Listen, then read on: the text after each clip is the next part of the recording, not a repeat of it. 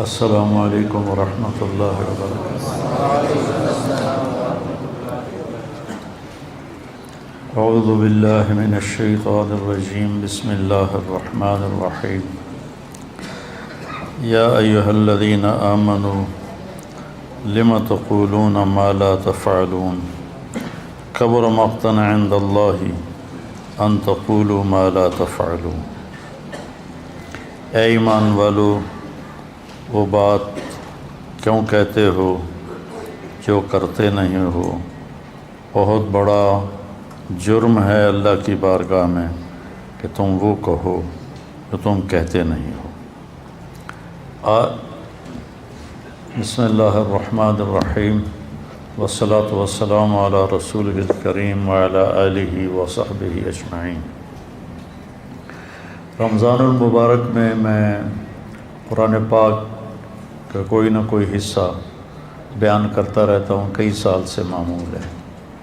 اس سال ارادہ کیا کہ یا ایھا الذین آمنوا کو میں، جو اللہ نے قرآن میں 190 دفعہ ہمیں خطاب کیا ہے، اے ایمان والو، اس کے بعد ہمارے لیے کوئی بہت بڑا پیغام ہوتا ہے تو میں اس کو بیان کروں، لیکن وہ بہت ہی کم بیان ہو سکا کہ ہر یا ایھا الذین آمنوا پہ 2-3 دن بات ہوتی رہی، کیونکہ میرا مقصد کوئی پورا قرآن ختم کرنا نہیں، بلکہ جو چیز سامنے آئے وہ اچھی طرح سمجھ میں آ جائے، اور لوگ یہاں لائیو بھی سن رہے ہوتے ہیں، ان تک بھی پیغام صحیح پہنچے۔ قرآن ہدایت نامہ ہے۔ ہدا کسے کہتے ہیں؟ ہدا سمندر میں پہاڑ کی نکلی ہوئی چٹان جو پانی سے باہر نکلی ہوتی ہے اور سورج کی روشنی سے وہ چمکتی ہے، اس کو ہدا کہتے ہیں۔ جب ہم اللہ سے کہتے ہیں اہدنا الصراط المستقیم، جب اللہ تعالیٰ کہتا ہے ہدن للمتقین، تو عرب کی دیہاتی زبان میں ہم یہ کہہ رہے ہیں کہ ہمیں وہ چٹان دکھا جس کو دیکھ کر راستہ ہمیں صحیح معلوم ہو جائے۔ پہلے تھوڑا سا اس کا پس منظر سمجھیں کہ عرب سمندری سفر سے ڈرتے تھے، اس لیے کہ واحد ملک ہے سعودیہ جو اتنا بڑا ہے کہ پاکستان سے 5 گنا بڑا ہے، اور اس میں ایک دریا بھی نہیں، اور عجب بات ہے کہ جزیرہ نما ہے، 3 طرف اس کے سمندر ہے، اور اس کے باوجود میں نہیں، یہ پوری دنیا کا واحد ملک ہے جس میں دریا نہیں ہے، اور بارشیں انتہائی کم ہیں۔ پہاڑوں کی بناوٹ ایسی ہے کہ مونسون ہوائیں ٹکرا کے واپس مڑ جاتی ہیں، برستی نہیں۔ اللہ نے اس کو صحرا رکھا کہ کوئی قوم اس کا لالچ میں آ کر اسے فتح کرنے کے چکر میں نہ پڑے۔ تو عرب سمندری سفر سے، پانی سے گھبراتے تھے۔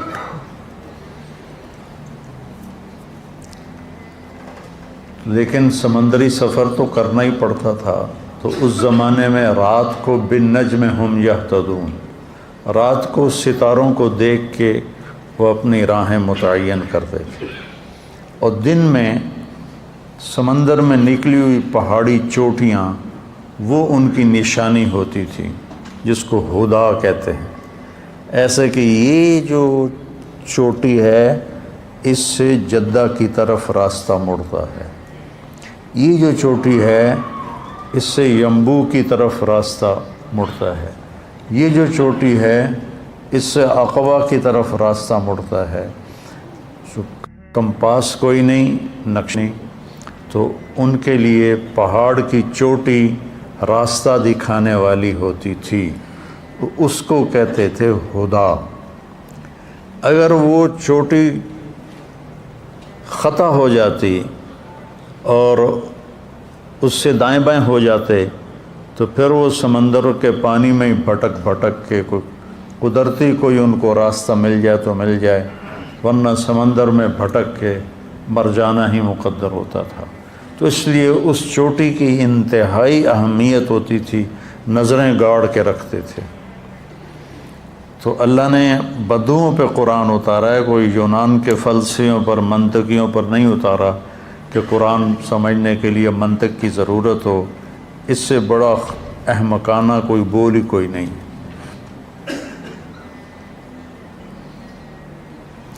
تو بدو کی زبان میں وہ پہاڑ کی چوٹی ہے جہاں سے اس نے راستہ پکڑنا ہے، ورنہ وہ ہلاک ہو جائے گا۔ تو اللہ تعالیٰ کہہ رہا ہے یا اللہ ہمیں بھی چوٹی، یہ دعا مانگو، اہدنا، ہمیں بھی وہ چوٹی دکھا، ہمیں ہدایت دے، یعنی ہمیں وہ چوٹی دکھا جس سے ہم سیدھے راستے کی طرف مڑ جائیں۔ یہ ایک پہاڑ کی چوٹی ہے اور اس سے یوں راستہ مڑ رہا ہے۔ تو اس وقت ان کی نظریں ہوتی تھیں، بادبان اس کے مطابق فٹ کر دیے جاتے تھے۔ تو اللہ ہمیں کہہ رہا ہے کہ مجھ سے مانگو کہ میں تمہیں وہ چوٹی دکھاؤں جس کو پکڑ کر تم سیدھے راستے پہ چل پڑو گے۔ انسانیت ایک سمندر ہے، اس کو یہاں اللہ کیسے فٹ کیا ہے؟ انسانیت ایک سمندر ہے اور اس میں اور آپ کشتی کی مانند ہیں، میرا اور آپ کا وجود ایک کشتی کی مانند ہے۔ اس انسانیت کے سمندر میں ہم نے وہ سیدھا راستہ تلاش کرنا ہے جس سے ہماری دنیا بھی بنے، ہماری آخرت بھی بنے۔ تو اس راستے کو تلاش کرنے کے لیے اس چوٹی کا ڈھونڈنا ضروری ہے جس سے مجھے آگے راستہ ملے گا۔ ایک دفعہ میں عرفات میں اپنے خیمے سے نکلا کچھ دوستوں کے خیمے کے پاس جانے کے لیے، اور راستے میں نشانیاں لگاتا ہوا گیا۔ اب مجھے کیا خبر تھی کہ شام کو نقشہ ہی تبدیل ہو جائے گا۔ جب میں عصر کے بعد باہر نکلا تو ساری نشانیاں ٹوٹی پڑی تھی۔ تو میرا کلیجہ ایسے اچھل کے منہ کو آ گیا کہ اوئی ہوئی کیا بنے گا، کہ اب میں کدھر جاؤں؟ حالانکہ مجھے عربی آتی ہے اور میں کسی سے بھی راستہ پوچھ سکتا ہوں، لیکن اب نہ مجھے اس خیمے کے نمبر پتہ۔ میں تو اطمینان سے نکلا، یہ نشانی، یہ نشانی، یہ نشانی، یہ، اور یہاں یہ آ گیا میرے دوستوں کا خیمہ۔ جب نکلا تو ساری نشانیاں ٹوٹی پڑی تھی۔ تو اس وقت جو میری کیفیت ہوئی، 1 گھنٹے کے لیے میں اندازے سے چلتا گیا اور اپنے خیمے میں پہنچا۔ اس شک والی کیفیت میں میری جان نکل رہی تھی۔ حالانکہ کوئی ایسا مسئلہ نہیں تھا، میں نے تو اگر نہ بھی ملتا تو میں پیدل ہی چلا جاتا، مزدلفہ کی طرف لوگ پیدل جا رہے تھے۔ تو زندگی کا راستہ اگر گم ہو جائے، زندگی کا راستہ گم ہو جائے، جس راستے پہ چل کر زندگی کامیابی سے ہمکنار ہوتی ہے، اگر وہ گم ہو جائے تو ہلاکت، تباہی، بربادی۔ آپ جا رہے ہو نا گاڑی میں اور ایک موڑ آپ غلط مڑ جائیں تو آپ سٹ پٹا جاتے ہیں کہ کیا کیا، غلط ایگزٹ لے لیا جا، اب وہ دوبارہ چکر کاٹ کے آنا پڑے گا۔ ایک موڑ آپ غلط مڑ جاؤ تو آپ کا دماغ ہل جاتا ہے۔ اگر پوری زندگی کے سفر کا موڑ غلط مڑ گئے تو کیا حال ہوگا؟ تو اللہ تعالیٰ نے پھر ہمیں سیدھا راستہ دکھانے کے لیے کہا، ہم نے مانگا اہدنا، ہمیں وہ چوٹی دکھا جس سے آگے ہمیں سیدھا راستہ ملے گا، الصراط المستقیم۔ ہمیں سیدھا راستہ دکھانے کے لیے کہا، ہم نے مانگا اہدنا، ہمیں وہ چوٹی دکھا جس سے آگے ہمیں سیدھا راستہ ملے گا، الصراط المستقیم۔ تو اللہ تعالیٰ نے کہا ھدی للمتقین، ذالک الکتاب، الف لام میم، ذالک الکتاب لا ریب فیہ ھدی للمتقین۔ یہ ایک تمہارے لیے پہاڑ کی چوٹی آ رہی ہے۔ یہ قرآن جیسے پہاڑ کی چوٹیاں بحری جہازوں کے لیے راستے کا نشان بنتی ہیں، یہ میرا قرآن ہے، یہ تمہاری زندگی کے صحیح راستے کا رہبر بنے گا اور نشاندہی کرنے والا بنے گا، اس کو مضبوطی سے پکڑو۔ اس لیے میرے نبی نے فرمایا تھا وَإِذَا الْتَبَسَتْ عَلَيْكُمُ الْأُمُورُ كَقِطْعِ اللَّيْلِ الْمُظْلِمِ، جب تم پر اندھیری رات کی طرح فتنے ٹوٹ پڑیں تو تم کیا کرو؟ علیکم بالقرآن، قرآن کو مضبوطی سے تھام لو، اسے سینے سے لگا لو، اس میں کھوج نکالو میری کامیابی کہاں ہے، کس طرح ہے۔ فَإِنَّهُ مَاحِلٌ مُصَدَّقٌ وَشَافِعٌ مُشَفَّعٌ، جس کے بارے میں یہ سفارش کرے گا وہ کامیاب ہوگا، جس کے بارے میں یہ جھگڑا کرے گا وہ ہلاک و برباد ہو جائے گا۔ تو قرآن ہے ہدا، یہ وہ پہاڑ کی چوٹی ہے جس سے ہمیں صراط مستقیم ملے گا، جو ہم نے کہا تھا صراط الذین انعمت علیہم، جن پر تیرا انعام ہوا ان لوگوں کا ہمیں راستہ بتا۔ تو وہ کوئی سائنسدان تو نہیں بتا سکتا تھا، تو اللہ نے اپنے محبوب صلی اللہ علیہ وسلم کو منتخب فرمایا اور ان پر اس قرآن کو نازل فرمایا۔ پہلے آسمانی کتابیں اترتی تھیں تو آسمان کے دروازے بند نہیں کیے جاتے تھے، کھلے رہتے تھے، شیطان اوپر جاتے تھے، آسمان کے فرشتوں کی باتیں سن کر جھوٹی سچی ملا کر کاہنوں کو بتاتے تھے۔ لیکن جب قرآن اترنا شروع ہوا تو آسمان کے دروازے بند کر دیے گئے۔ اِنَّا كُنَّا نَقْعُدُ مِنْهَا مَقَاعِدَ لِلسَّمْعِ فَمَنْ يَسْتَمِعِ الْآنَ يَجِدْ لَهُ شِهَابًا رَصَدًا وَلَا نَدْرِي أَشَرٌ أُرِيدَ بِمَنْ فِي الْأَرْضِ أَمْ أَرَادَ بِهِمْ رَبُّهُمْ رَشَدًا، کہ شیطانوں نے آ کے بڑے شیطان سے کہا کہ مارے گئے، پہلے تو آسمانوں پہ جاتے تھے تو دروازے کھلے ہوتے تھے، ہم کوئی نہ کوئی شدھ بدھ سن لیتے تھے، اب تو وہاں پہرا لگ گیا ہے اور جو قریب جاتا ہے اس کو آگ کا انگارہ پڑتا ہے، وہ خاکستر ہو جاتا ہے، راکھ ہو جاتا ہے، یہ کیا ہوا ہے؟ تو شیطان نے کہا کہ چکر لگاؤ، کوئی دنیا میں تبدیلی آئی ہے۔ تو پھر نصیبین عراق کا ایک شہر ہے، وہاں کے جنات کی ایک جماعت کا گزر ہوا مکہ سے، تو آپ ایک وادی میں کھڑے قرآن پڑھ رہے تھے، وَإِذْ صَرَفْنَا إِلَيْكَ نَفَرًا مِنَ الْجِنِّ يَسْتَمِعُونَ الْقُرْآنَ قُلْ أُوحِيَ إِلَيَّ أَنَّهُ اسْتَمَعَ نَفَرٌ مِنَ الْجِنِّ، تو جنات نے قرآن سنا تو ان کا اوہو یہ ہے وہ لگتا ہے بڑا واقعہ جس کی وجہ سے آسمان کے دروازے بند ہو گئے۔ پہلی کتابوں کو لکھوایا گیا، اللہ نے لکھوایا فرشتوں کے ذریعے سے، تورات لکھوائی گئی، زبور لکھوائی گئی، انجیل بائبل لکھوائی گئی اور اتار دی گئی۔ یہ اللہ کی زبان سے نکلا ہوا کلام نہیں ہے، تورات، زبور، انجیل یہ لکھا ہوا کلام ہے، اس لیے یہ تبدیل ہو گیا، اس میں خود اس مذہب والوں نے تبدیلیاں کر دیں، اور زبور تو ویسے ہی مٹ گئی، اس کا کوئی نشانی کوئی نہیں، اور باقی ساری کتابوں کے ترجمے موجود ہیں، اصل زبان میں جو کتاب تھی وہ نہیں ہے۔ قرآن اللہ کا کلام بھی ہے اور اللہ کی کتاب بھی ہے، باقی کتابیں اللہ کی کتاب ہیں، اللہ کا کلام نہیں۔ اللہ کی زبان سے تورات ادا نہیں ہوئی، اللہ کی زبان سے زبور ادا نہیں ہوئی، اللہ کی زبان سے انجیل ادا نہیں ہوئی۔ اگر اللہ کی زبان سے ادا ہوتی تو یہ بھی کبھی مٹ نہ سکتی، نہ کوئی انہیں تبدیل کر سکتا، جیسے قرآن کو کوئی آج تک بدل نہیں سکا، کوئی تبدیل نہیں کر سکا، اس جیسا کوئی کلام نہیں لا سکا۔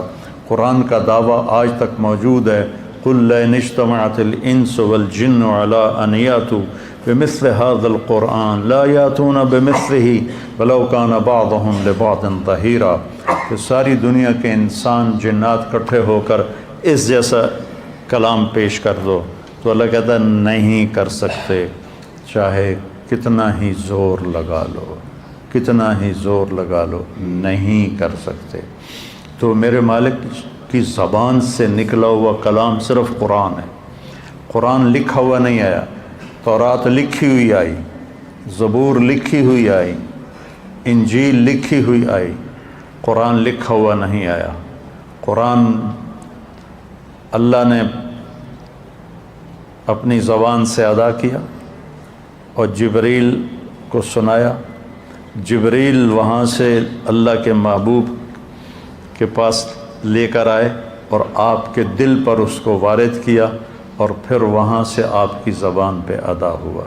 وَإِنَّهُ لَتَنزِيلُ رَبِّ الْعَالَمِينَ، کس کا کلام ہے؟ رب العالمین کا۔ کون لایا ہے؟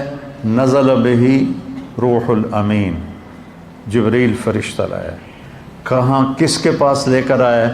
علی قلب کا، ہمارے نبی کے دل پر اس کو اتارا ہے، زبان پر نہیں اتارا، دل سے پھر زبان پر آیا۔ کس لیے آیا ہے؟ لتکون من المنذرین، لوگوں کو آخرت کے بارے میں خبردار کرنے کے لیے آیا ہے، اور برے کام کے انجام بتانے کے لیے آیا ہے، اور اچھے کام کے نتیجے بتانے کے لیے آیا ہے۔ کس زبان میں ہے؟ بلسان عربی مبین، خوبصورت واضح عربی زبان میں ہے۔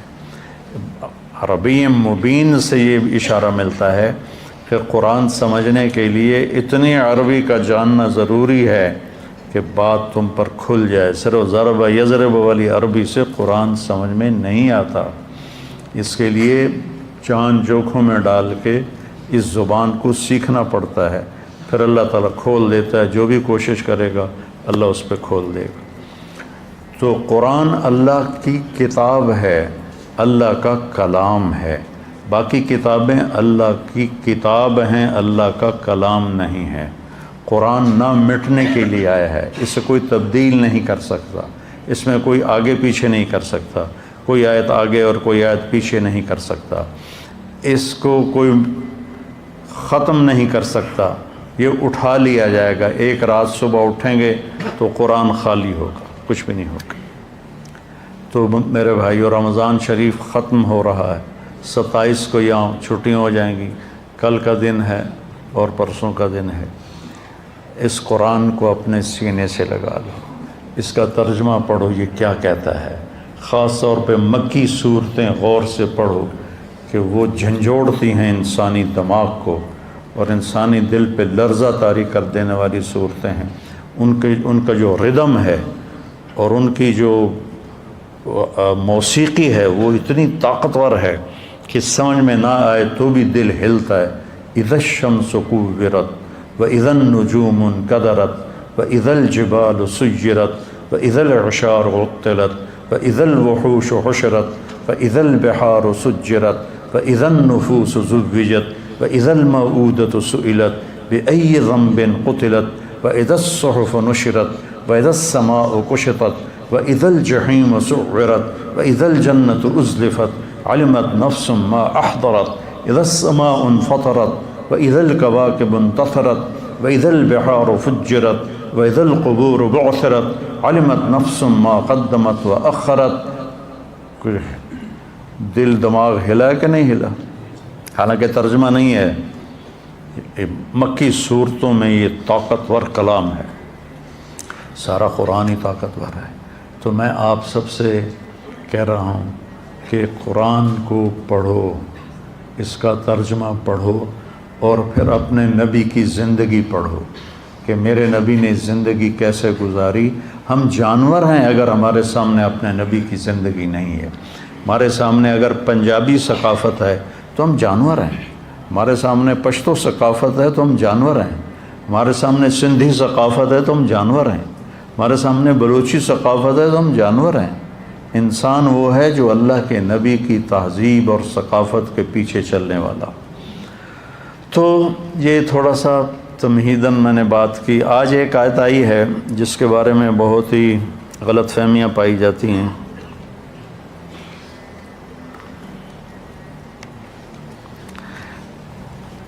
اے ایمان والو، یا ایھا الذین آمنوا لم تقولون ما لا تفعلون، جو کرتے نہیں وہ کہتے کیوں ہو۔ اس آیت سے ایک بہت غلط مفہوم سمجھا جاتا ہے کہ کسی کو اچھائی کی بات کرنے کے لیے ضروری ہے کہ پہلے خود عمل کرو۔ یہ اس آیت کے بارے میں مطلب سمجھا جاتا ہے کہ جب تک خود عمل نہ ہو کسی کو ہم عمل کی دعوت نہیں دے سکتے۔ جب تک میں خود روزے نہیں رکھ رہا میں کسی کو روزہ رکھنے کی دعوت نہیں دے سکتا، جب تک میں خود داڑھی نہیں رکھ لیتا میں کسی کو داڑھی رکھنے کی دعوت نہیں دے سکتا، جب تک میں خود نماز نہیں پڑھتا میں کسی کو نماز کی دعوت نہیں دے سکتا۔ یہ غلط مفہوم اس آیت کے بارے میں سمجھا جاتا ہے۔ اگلی آیت اس مفہوم کو صاف کرتی ہے۔ اگلا جملہ، کبر مقتن عند اللہ ان تقولوا ما لا تفعلون، بہت بڑا وبال ہے، جرم ہے اللہ کی بارگاہ میں تم وہ کہو جو کہتے نہیں ہو، جو کرتے نہیں ہو۔ اب میں آپ کو ایک مثال دے کے پوچھتا ہوں، اللہ کہہ رہا بہت بڑا جرم ہے کہ تم جو کرتے نہیں وہ کہو۔ تو میں ایک مثال دیتا ہوں، ایک شرابی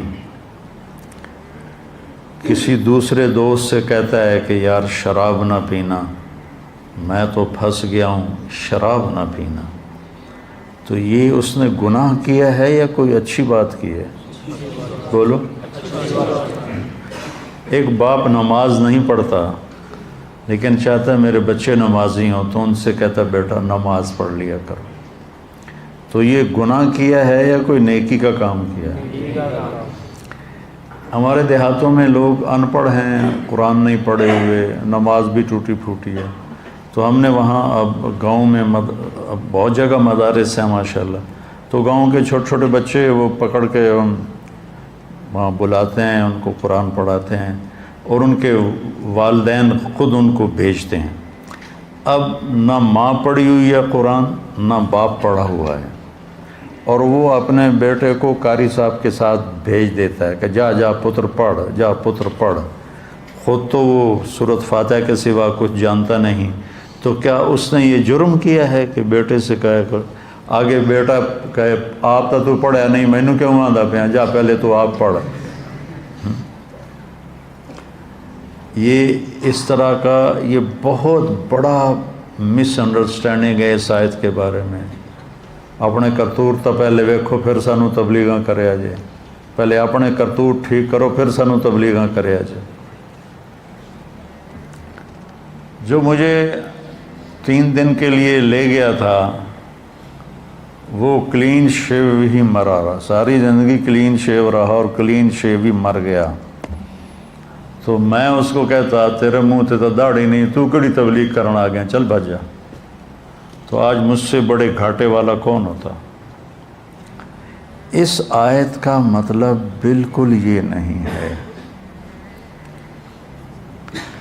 کہ الدال علی الخیر کفاعلہ، کسی کو نیکی کی بات بتانے والا اور اگر وہ نیکی کا کام کر لے تو کہنے والے کو بھی اس کا اجر ملتا ہے۔ اور آیت کے بارے میں یہ مفہوم سمجھا جا رہا ہے جب تک خود عمل نہ ہو تو ہمیں تو دعوت دینی نہیں چاہیے۔ اس کے ساتھ آپ کو ایک قرآن کی آیت سناتا ہوں۔ لعن الذین کفروا من بنی اسرائیل علی لسان داود و عیسی ابن مریم ذلک بما عصوا وکانوا یعتدون کانوا لا یتناہون عن منکر فعلوہ۔ بنی اسرائیل پر لعنت برسی داؤد علیہ السلام اور عیسیٰ ابن مریم کی زبان سے۔ اس کی وجہ یہ ہے کہ وہ گناہوں میں بہت آگے چلے گئے تھے، نمبر 1۔ نمبر 2، کانوا لا یتناہون، نہیں روکتے تھے، غور سے سننا، نہیں روکتے تھے عن منکرن، اس گناہ سے اور لوگوں کو، فعلوہ، جس گناہ کو وہ خود کر رہے ہوتے تھے اس گناہ سے وہ اوروں کو نہیں روکتے تھے۔ اس پر اللہ ان پہ لعنت برسا رہا ہے، ایک ان کی نافرمانی اور ایک یہ کہ تم خود گناہ گار ہو تو کسی کو دیکھتے ہو تو اس کو روکو تو صحیح۔ سبحان اللہ، کتنا کلیئر اللہ نے کر دیا ہے۔ لا یتناہون عن منکر فعلوہ، نہیں روکتے تھے اس گناہ سے جو وہ خود کر رہے ہوتے تھے۔ تو اس آیت کے مطابق تو اسے روکنا چاہیے نہیں، خود شراب پیتا ہے تجھے تو شراب سے نہیں روکنا چاہیے، خود نماز نہیں پڑھتا تو اسے نماز کے لیے نہیں کہنا چاہیے، تو سارا سسٹم وہ تباہ ہو جائے گا اگر یہ مفہوم صحیح لیا جائے۔ تو پھر اس آیت کا مفہوم کیا ہے؟ اس آیت کا مفہوم یہ ہے کہ جو تم کر نہیں رہے اس کے بارے میں کیوں کہتے ہو کہ میں نے کیا ہے؟ روزہ نہیں رکھا ہوا، ٹھیک ہے، اور لوگوں سے کہہ رہا ہے یار روزہ بڑا لگ رہا ہے، یہ ہے لما تقولون ما لا تفعلون، کہ جو کام تم نے نہیں کیا اس کام کے بارے میں کیوں کہتے ہو کہ میں نے کیا ہے۔ اب اگلی آیت سنو، بہت بڑا جرم ہے اللہ کی بارگاہ میں کہ تم کرتے تو ہو نہیں اور لوگوں کو کہتے ہو میں نے کیا ہے، یہ جھوٹ ہے اور یہ دھوکہ ہے، اس لیے یہ بہت بڑا جرم ہے اللہ کی بارگاہ میں، تب جا کر کبر مقتن اپنے مقام پر آئے گا، ورنہ تو کبر مقتن کا تو یہاں کوئی موقع ہی بنتا ہوا نظر نہیں آتا۔ جس نے مجھے عالم بننے کی ترغیب دی وہ ایک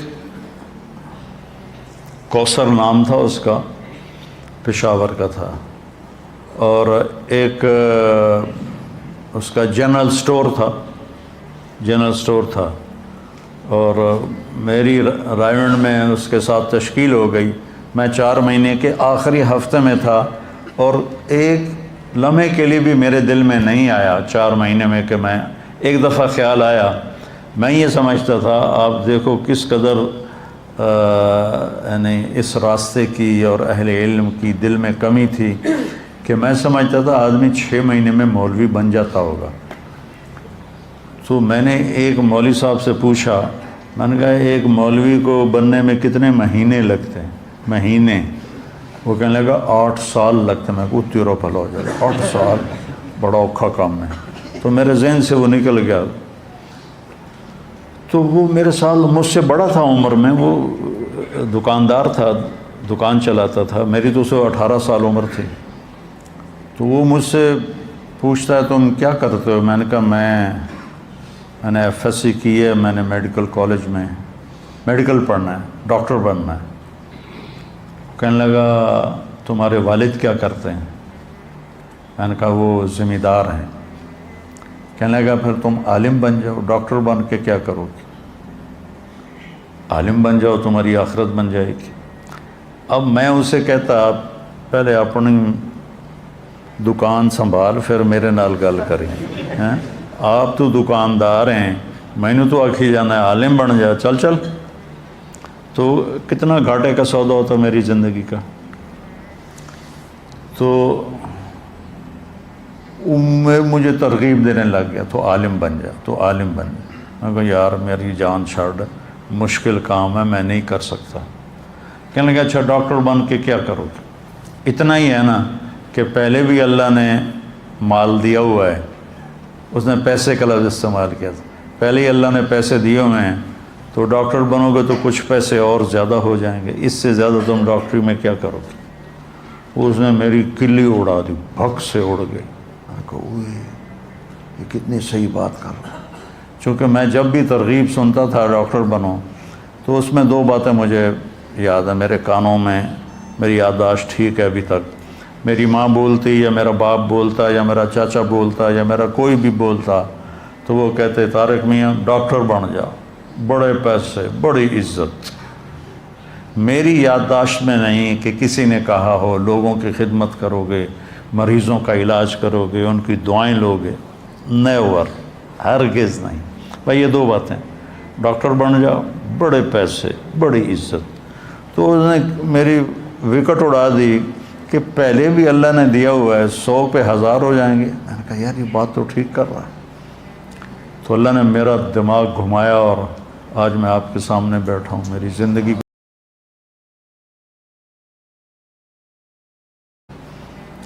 تو اللہ نے میرا دماغ گھمایا اور آج میں آپ کے سامنے بیٹھا ہوں، میری زندگی گزر گئی اس راستے۔ تو میں تو اس کے لیے اتنی دعائیں کرتا ہوں، اس کا احسان ہی میں نہیں اتار سکتا کہ اس نے مجھے میرے پیچھے ہی پڑ گیا۔ تو اس آیت کا یہ مفہوم کبھی بھی نہیں رہا کہ خود عمل نہ ہو تو اوروں کو عمل کی دعوت نہیں دے سکتے، یہ کبھی بھی نہیں رہا۔ امام احمد بن حنبل اور ابوبکر صدیق، یہ دو ہستیاں ایسی ہیں جن کے بارے میں تاریخ کہتی ہے، ابو ہریرہ کہتے ہیں کہ اگر ابو بکر نہ ہوتے تو اللہ کا نام لینے والا کوئی نہ رہتا، اور اس کے پھر کوئی 250 سال کے بعد امام احمد بن حنبل کے بارے میں تاریخ نے یہ لکھا کہ اگر احمد بن حنبل نہ ہوتے تو اللہ کا نام لینے والا کوئی نہ رہتا۔ ایک بہت لمبی کہانی ہے جس میں اس قرآن کے بارے میں ایک غلط عقیدہ بدعتیوں نے ڈال دیا تھا، اس پر امام احمد بن حنبل جم گئے کہ میں اس عقیدے پر کبھی بھی فتویٰ نہیں دوں گا۔ حکومت ساری اس عقیدے پر آ گئی، کتنے علماء قتل کیے گئے، اور آخر ان کی باری آئی، یہ پکڑے گئے تو ان کو پہلے جیل میں ڈال دیا گیا۔ اس وقت معتصم باللہ، ہارون رشید کا بیٹا، وہ خلیفہ تھا، امیر المومنین تھا، اور وہ بھی اسی عقیدے کا تھا۔ اس سے پہلے مامون رشید کا دماغ پھرا اور وہ لائن سے اترا، اور آپ طلبہ بیٹھے ہوئے، سب سے پہلا شخص جو امت محمد میں منطق کو لایا وہ مامون رشید تھا۔ اگر یہ کمبخت ہدایت کا ذریعہ ہوتی تو مامون تو گمراہ نہ ہوتا۔ منطقی دلائل سن کر، اور وہ قرآن کے مخلوق ہونے کا دعویٰ کر بیٹھا۔ وہ حافظ حدیث تھا، اور حافظ قرآن تھا، اور حافظ الحدیث تھا، اور ایسا پٹڑی سے اترا، ایسا پٹڑی سے اترا، کتنے بڑے بڑے علماء اس نے قتل کروائے، اور کتنے سال تک امت اس فتنے سے گزرتی رہی اور مصیبت اٹھاتی رہی۔ تو سبب اس کا منطق تھی، منطق۔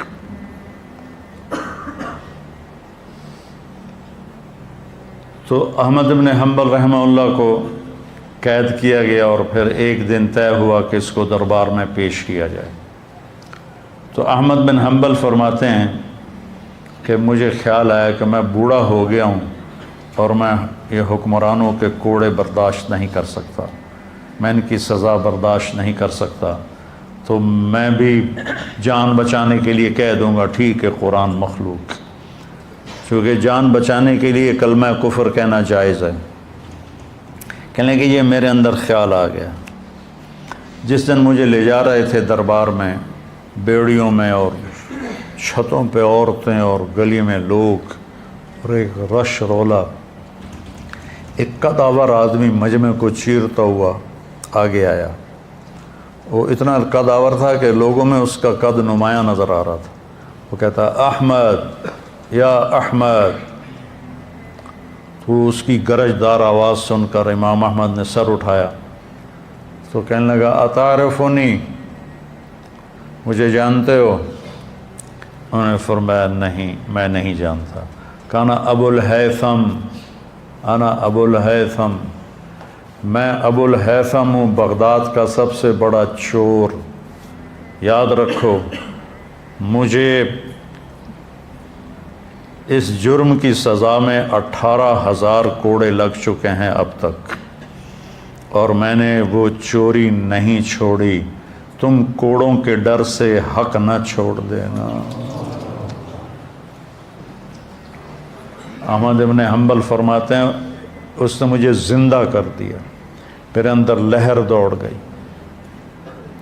ایک چور کی دعوت نے امام وقت کو ہدایت کا راستہ دکھا دیا، چور کی دعوت، اور کہہ رہا ہے کہ ابھی تک میں نے چوری نہیں چھوڑی، اور مجھے مختلف اوقات میں جو کوڑے پڑے ہیں 18,000 کوڑے پڑے ہیں، اور میں نے چوری نہیں چھوڑی، دیکھو تم حق نہ چھوڑ دیں۔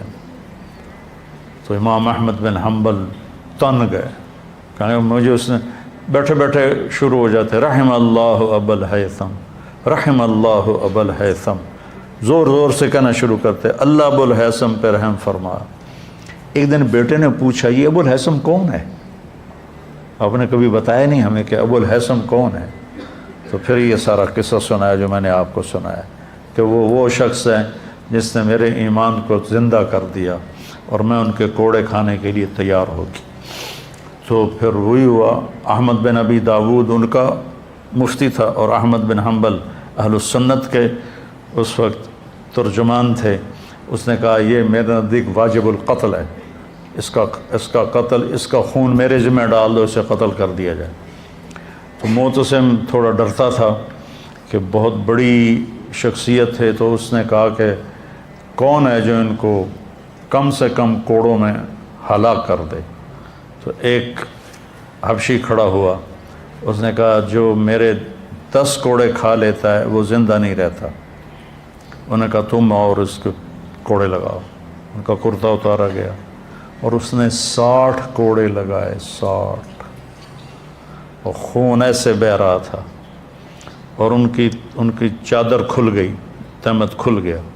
جب تہمت کھلا تو انہوں نے کہا یا اللہ مجھے بے پرد ہونے سے بچانا۔ تو کھلا ہوا کوئی چادر وہیں ہوا میں معلق ہو گیا، ایسے کھڑی ہو گئی، تو ان پر غشی طاری ہو گئی۔ تو احمد بن ابی داود آیا اور آ کر کہنے لگا اب بھی اگر تم کہہ دو قرآن مخلوق ہے تو میں تمہیں خلیفہ کے عذاب سے بچا لوں گا۔ تو انہیں ایسے جھرجھری لی اور کہنے لگے اب بھی تم کہہ دو کہ قرآن اللہ کا کلام ہے تو میں تمہیں اللہ کے عذاب سے بچا لوں گا۔ ایک چور کے کھاتے میں ہے امت کا اسلام، تو کبھی خیر کی بات سے منہ نہ موڑنا، چاہے تمہارا عمل ہے یا نہیں۔ دعوت دینا ہمارے ذمہ ہے، لوگوں کو خیر کی بات بتانا ہمارے ذمہ ہے۔ اس لیے میں کہتا رہتا ہوں کہ تبلیغ میں جاؤ آپ لوگ، صرف 3 دن لگا لیا کرو تو آپ کا بہت نفع ہوگا، بہت نفع ہوگا، بہت سیکھنے کو ملے گا۔ اور جیسے رمضان میں بھائی کوئی نماز پڑھ رہا ہے، کوئی قرآن پڑھ رہا ہے، کوئی تسبیح پڑھ رہا ہے، رمضان کے بعد بھی یہ شروع ہے تو انشاءاللہ بہت فائدہ ہوگا۔ سبحانک اللہم و بحمدک، اشہد ان لا الہ الا انت، استغفرک و اتوب الیک۔ اللہم انا نسألک خیر ما سألک منہ عبدک و نبیک محمد صلی اللہ علیہ وسلم، ونعوذ بک من شر ما استعاذک منہ عبدک و نبیک محمد صلی اللہ علیہ وسلم۔ اللہم انت المستعان و علیک البلاغ، لا حول ولا قوة الا باللہ، آمین۔ ہم غزہ بھی پہنچا رہے ہیں، اللہ کے فضل و کرم سے ہمارا لنک بن گیا ہے، وہاں بھی ہماری امداد جا رہی ہے۔ یہاں جو ہماری فاؤنڈیشن ہے اس کے لیے بھی تعاون کی میں درخواست کروں گا۔ کینیڈا میں بھی ہمارا دفتر ہے، کینیڈا والے وہاں جمع کرا دیں، پاکستان والے ہمارے تولمبے میں دفتر ہے وہاں جمع کرائیں، اور کھل کے جمع کرائیں۔ یہ سارا آپ کا مال ہے جو آخرت میں آپ کے لیے جمع ہو رہا ہے۔ زکوٰۃ بھی ہو، زکوٰۃ کے اوپر بھی ہو، صدقات بھی ہوں، نفلی بھی ہوں، فرض بھی ہوں، تو یہ سب آپ کے کھاتے میں جمع ہو جائے گا۔